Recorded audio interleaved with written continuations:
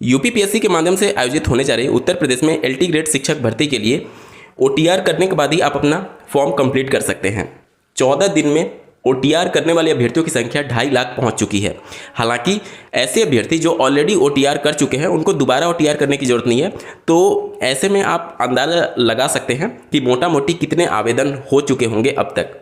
और ये आवेदनों की संख्या उम्मीद जताई जा रही है कि जो आरओ एआरओ में आवेदन आए थे लगभग 10 लाख के आसपास, उससे भी ज़्यादा जा सकती है, क्योंकि पिछले 2018 में अंतिम बार ये वैकेंसी आई थी। 7 साल बाद वैकेंसी आ रही है। उसके बाद से इन 7 सालों में 7 बैच बीएड के निकल चुके होंगे, जिनमें भारी संख्या में बीएड अभ्यर्थी इस भर्ती की उम्मीद में बैठे थे और इस वजह से आवेदनों की संख्या बहुत ज़्यादा हो सकती है। चूँकि इसमें सीटेट या फिर टीईटी नहीं मांगा गया है, केवल अगर आप बीएड हैं और सब्जेक्ट कॉम्बिनेशन अगर आपका बन रहा है तो आप आवेदन कर सकते हैं। इस वजह से आवेदनों की संख्या में बहुत ज़्यादा उछाल देखने को मिल सकता है। देख सकते हैं आप, आवेदनों की संख्या के मामले में टूट सकता है आरओ एआरओ परीक्षा का रिकॉर्ड। एलटी ग्रेड शिक्षक भर्ती में जैसा कि आपको ज्ञात होगा 2 पेपर होंगे, पहला प्री और दूसरा मेंस। मेंस में जहां पर सब्जेक्टिव पेपर रखा गया है, मतलब कि आपको लिख करके जवाब देना है, इसका बहुत ज़्यादा विरोध किया जा रहा है और ये काफ़ी हद तक सही भी है, क्योंकि वर्णनात्मक प्रश्नों का जवाब किस हद तक सही है वो पर्सन टू पर्सन वेरी कर सकता है। जैसे मान लेते हैं कि 15 गुना अभ्यर्थियोयों को मेंस के लिए इनवाइट किया जाएगा। जितने भी प्री में अभ्यर्थी आवेदन करेंगे उनका 15 गुना अभ्यर्थी मेंस के लिए इनवाइट किया जाएगा। टोटल वैकेंसीज की संख्या देखेंगे तो लगभग 7,500 है और उसका 15 गुना करेंगे तो लगभग 1,08,000 के करीब देखने को मिलेगा।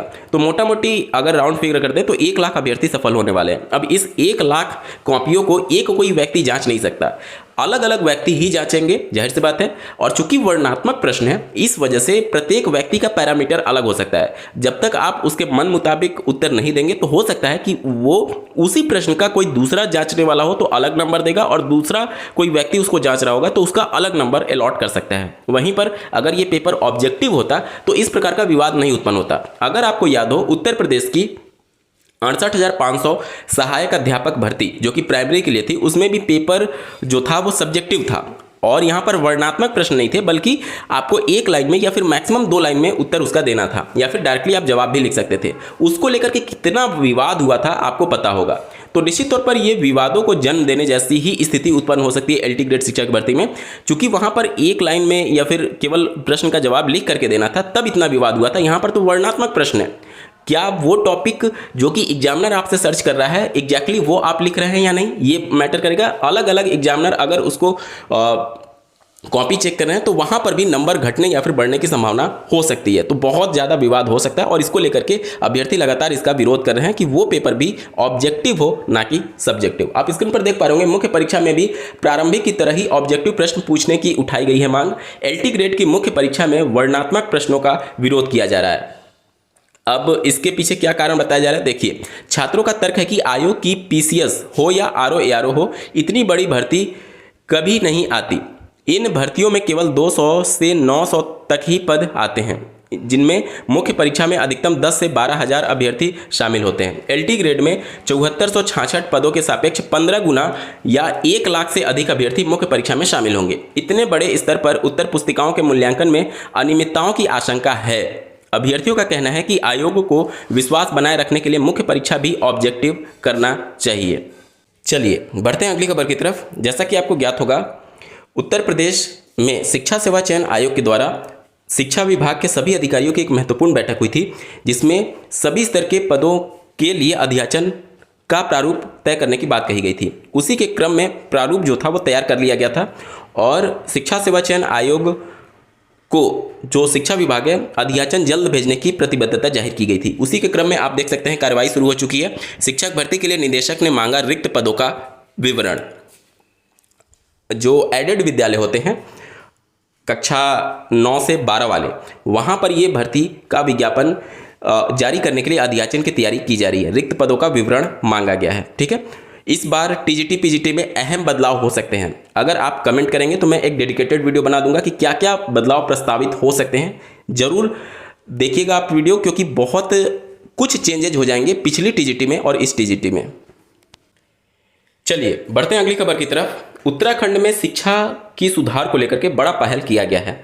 550 राजकीय विद्यालयों को कारपोरेट समूह लेंगे गोद। आप अपने स्क्रीन पर देख पा रहे होंगे, कारपोरेट ग्रुप्स एडॉप्ट स्कूल। देखिए, राज्यपाल की अध्यक्षता में और मुख्यमंत्री की मौजूदगी में MOU साइनिंग सेरेमनी की जाएगी। अब ये पूरा मामला क्या है, तो देहरादून सरकार शिक्षा के क्षेत्र को आधुनिक और सुविधाजनक बनाने की दिशा में बड़ी पहल करने जा रही है। राज्य के करीब 550 राजकीय प्राथमिक और माध्यमिक विद्यालयों को कारपोरेट समूह के माध्यम से गोद दिलवाया जाएगा, जिससे इन स्कूलों को CSR यानी कि कारपोरेट सोशल रिस्पॉन्सिबिलिटी फंड के जरिए अत्याधुनिक बनाया जा सके।